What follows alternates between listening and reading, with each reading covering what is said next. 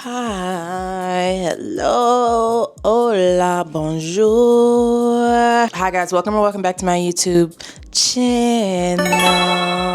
If everything goes to plan, it's February 1st, 2026. So happy Black History Month. Oh my gosh, pour one up for the next 28 days because we're celebrating all month long. Today I thought I would do a if you like this, read that, but for Black authors. So I'm going to be talking about some popular books and then giving you something very similar by a Black author because I don't want to hear, I don't know what to read for Black History Month. No one's telling me what to read. I don't know what to read. So I'm going to give you at least 5 examples of where you can start. So please note that phrase is not welcome on this channel. Also finish this video, finish all the rest of the videos that are coming out in February because I'm going to be giving you recommendations, but also maybe a little bit of knowledge. Maybe I'll get in my teacher bag and share some of the different things that I've learned as a researcher studying race. But for today, let's get into the book recommendations. So I am recycling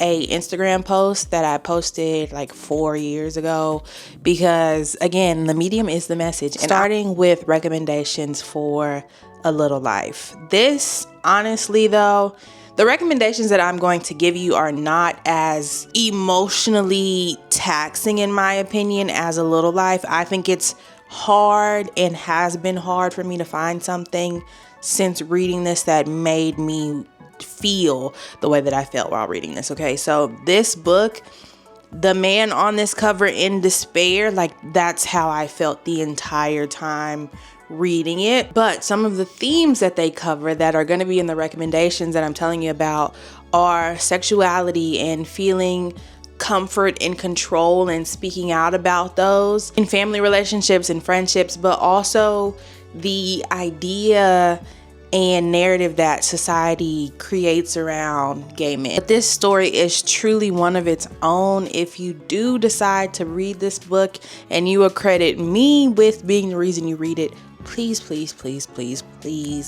check content and trigger warnings because truly at every turn I was like, you know what, maybe I need to put this down. But again, the recommendations and themes that are in that book, because I'm showing you some alternatives, these books to me are not as heavy. So I have My Government Means to Kill Me by Rashid Nelson and Don't Cry For Me by Daniel Black. You guys have seen Don't Cry For Me on this channel before, but this is the story of a father kind of recounting his experiences for his son in the South, seeing his son exhibit what people would consider gay qualities and him not knowing what to do with that and knowing that the world is not and was not a really loving place for people like his son. So ultimately harming him in ways that he thought was love and kind of explaining that through the story. My Government Means to Kill Me is a coming of age queer novel set in New York City in the 80s. Trey kind of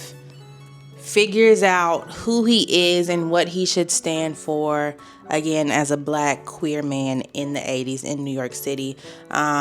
They have conversations about AIDS, different things like that that are going on during the time period. I also appreciated like the mix of fact and fiction. So this story is fictional, but throughout Trey's story, we got to see real life people and real life change makers. So I appreciated that as well. This is a debut, a wonderful debut. I do recommend this one, but not as much as I should. So My Government Means to Kill Me. Check this one out. Let me know what you think. The next popular book that I will be giving an alternative for is The 7 Husbands of Evelyn, Hugo by Taylor Jenkins Reid. This book, I know that it's still trending on Goodreads every week, whatever, but I remember maybe about 3 or so years ago, this book taking the nation by storm. At least that's what it felt like. Evelyn Hugo is glamorous and rich. This is set in the 60s, I think, somewhere around that time. And she's lived a life, you know, she's made the money, she's been on the big screen, but now she's kind of older and has a lot of life that she's lived, but didn't get to tell the story in the way that she wanted to, or really didn't even tell the story at all. She is being interviewed over the course of the book, and we are going back and forth and seeing in present time, but also in the past, Evelyn's decisions, how they impacted the present, and just the themes and ideals around how much is a person willing to tell when it seems like they could have nothing to lose. Now, the book that I am recommending to both you and me, because this has been on my TBR for so long, and if I do not read it in February, it has to get out of my house because it just can't keep living here rent free. I've been saying I'm going to read it for years. It has to be read this year. Did you hear about Kitty Karr by Crystal Smith Paul? Now, this is similar to Evelyn Hugo in the sense that Kitty Karr is rich, famous, she's older. I think she's done the Hollywood thing, but she leaves her fortune to 3 black women. So everybody's like, and Kitty, I think I should point out that I believe Kitty is black, but she's white passing, okay? So that's kind of where this story is gonna go. So she leaves her fame, her fortune, her accolades to these 3 black women. And again, everybody's like, did you hear about what happened to Kitty Karr? Why did she leave her money to black women? And basically in the story, walking us through everything that led her to that stage. So I don't know. I'm hesitant to read this. I think I'm really gonna enjoy it when I do. Sometimes I think I get nervous about reading a book that I think is gonna be really good, because what happens after if I'm in a reading slump? And then what? This book feels like it will put me in a reading slump. If you guys get to it before me, tell me if it's worth the read. I am saying that I'm gonna read it. So if I tell you my thoughts before you tell me, Godspeed to both of us. But it is in my plans to have this on the February TBR and knock it off of the February TBR, but also really enjoy the experience. Next popular book is American Royals by Katharine McGee. This is a YA book and it has multiple perspectives, but all following different people around the crown. I think one of them was the actual princess, one was a younger sibling, one was the girlfriend of the prince. So you get a real mix of like real life, but also royalty and what it takes to move up in those places, and also the bad and negative things that people are willing to do to keep you out of them. Remember though, this is a YA novel, so there wasn't any like murder or anything like that, even though I guess there has been some murder in YA books. But this is not the bodyguard has to take down people to protect the princess type book, okay? Think cutesy. The book that I'm going to recommend though is The Davenports by Crystal Marquise. This is also YA and coming of age, but it follows a black rich family in the South in 1910. So the father of the Davenports, I forgot his name, but he was enslaved and he started his own company, his own business. So now his family has money. A couple of the characters you meet: Olivia, she's the oldest daughter and she's ready to basically do her due diligence and get married, but she falls in love with someone who she wouldn't expect to fall in love with. Helen is sort of the tomboy. She's not really interested in falling in love, but she has a crush on the man that Olivia is supposed to marry. But remember, Olivia likes someone else. Amy Rose is a friend of the Davenports, but she wants to marry, or she's just been in love with Helen and Olivia's brother John. So that's her storyline. And then finally we have Ruby, who is kind of like the anti-hero in the story because she also has a crush on John and she's willing to do different things to kind of get his attention. There is a second book in this series that I haven't read, but this is the closest thing that I feel like you can get to American Royal. So check this out. I loved it. It was very informative and nice to again read about a wealthy black family during that time, because I don't think it's kind of the narrative that's pushed a lot. The next book I have not personally read, but I know was super popular, is My Body by Emily Ratajkowski. I know in that book she talks about her experiences as a woman in the industry, understanding feminism, understanding herself, and the need and the want to not feel like a commodity, even though people would say that you're positioning yourself to be a commodity. So in a similar vein, I wanted to give you guys a memoir recommendation as well for, you know, people that enjoy those. Hunger, A Memoir of My Body by Roxane Gay. So this book is a little bit different and talks about her relationship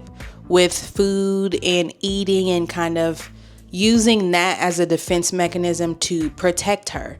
And that's unfortunate in itself, but she shares some of the things that occurred to her during childhood and why they affected her later on in life, and how eating and making your body larger and less appealing to society's standard was, again, a defense mechanism to protect her, to kind of get less attention, because if you feel like you are not what the world is attracted to, what people want, then it's easier for you to float by and keep your head down and just live life. So both memoirs kind of talking about how to take your power back in your own way and understanding what it means to be a woman, but also what it means to be a woman in a world that is dominated by the opinion of men. Lastly, we are going to wrap up with a popular trilogy and its recommendations. So I have here for you the Wilmot Sisters trilogy by Chloe Liese, with the first book being Two Wrongs Make a Right, followed by Better Hate Than Never, which is my personal favorite in the trilogy, and then finishing us out with Once Men, Twice Shy. I do believe that these three are Shakespeare inspired, and as always, Chloe Liese does wonderful neurodivergent and sort of health representation and writes men and characters who yearn. Now, for the books that I'm recommending, I almost picked this perfectly. I've got another trilogy based on three sisters, so we're staying in theme. This is the Brown Sisters trilogy by Talia Hibbert. We have Get a Life, Chloe Brown, which is the first book. Take a Hint, Danny Brown is book number 2. And then Act Your Age, Eve Brown. I can't pick between Take a Hint and Act Your Age as far as which one is my favorite. So Chloe is the oldest sister. She is chronically ill and moving out of her family's mansion to kind of be on her own, but she has a bucket list of things that she wants to do to experience life. Redford, or Red, is, I think he lives in the same building as her. He's tatted, rides a motorcycle, and he's the bad boy. He falls in love with her and helps her move through this list that she has. Book 2 in the series is Fake Dating, and kind of even a workplace romance, if you will. Danny is a PhD student like me, and then Zaf is an ex-rugby player. There's a fire drill that goes wrong. He ends up rescuing her. Little to either of their knowledge, it was being filmed and posted, and now everybody wants the two of them to be together, so they fake date to kind of appease the public.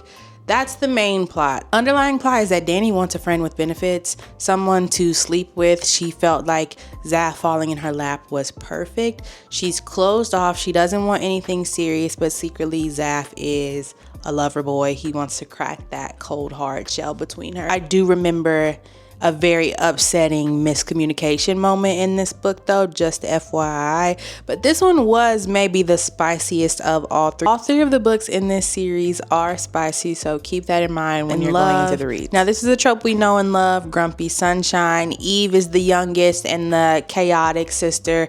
Jacob is buttoned up, you know. We've seen this before, but he runs a bed and breakfast. Eve goes to the bed and breakfast and kind of puts her color on everything. These two fall in love. I think the spice, though, in this one was my favorite. Yeah, I also kind of like when the male main character is a little bit grumpy, and he was the grumpiest of them all. All right, guys, that is a wrap on today's video. I hope that you enjoyed these recommendations and have at least taken one book away that you are going to read. I do have a question, though, just out of curiosity, and this is for my whole audience, even though I feel like answers will be different. But do you think Black History Month, the way that it's taught now, and by the way that it's kind of, I don't even know how it's taught now, but how it was taught when I was growing up was very, in my opinion, whitewashed. I've learned way more obviously as an adult, but learning about what I call the big three, Rosa, Martin, and Malcolm, obviously there are way more people that played a role in Black history, but I think those are the people that you learn about. Maybe Harriet Tubman on a good day, but we are not taught the extensiveness of Black history. So are you someone that thinks, and again, I really don't know the state of how Black history is being taught now, but do you think that if we're going to teach it, we should teach it in its entirety? Or that if it's not going to be taught completely, then it shouldn't be taught at all? And again, this is a question for my whole audience because I think different people will have different answers. And white people and non-people of color, please don't feel afraid to comment. I'm also interested in what you think as well, because you have a different perspective learning about race and Blackness than people that live it. So I'm, again, curious about both sides. I know my personal opinion, and I'm not going to share it yet just because I want people to be honest in the comments, but I'm thinking about writing a piece for Black History Month. So I'm just curious before I start saying people think, and people think what the people actually think. All right, that's my little caveat. We are going to end the video here. Hope you loved it. Hope you enjoyed it. I'm not going to put any numbers on how much I expect to post this month because I feel like when I put a number on it, it makes everything go downhill. But I will say you will be seeing me on your screen more than average this month, and I hope that you're really excited about that. Subscribe to the channel so you don't miss out on anything that I'm posting. Make sure that you like the video. Other places that you can find me will be linked in the description down below, as well as my new website that I will be posting sort of pieces that I write that I just want to get out there. So check all those things out in the description down below. Until the next video, celebrate Black History Month. Bye.